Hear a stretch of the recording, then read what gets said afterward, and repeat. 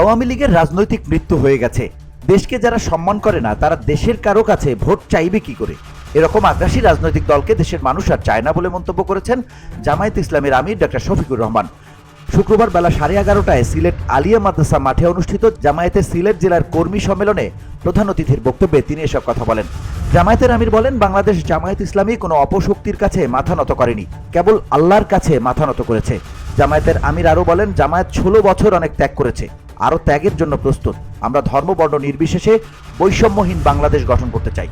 তিনি বলেন, পরাজিত শক্তি ফ্যাসিস্ট শক্তি কখনো আনসার লীগ, চাকরি লীগ, ইসকন লীগ হয়ে দেশকে অস্থিতিশীল করার ষড়যন্ত্র করেছিল, কিন্তু বাংলাদেশের মানুষ দায়িত্বজ্ঞানহীন নয়, বরং ধৈর্যের পরিচয় দিয়ে রাষ্ট্র গঠনের ভূমিকা রাখছে।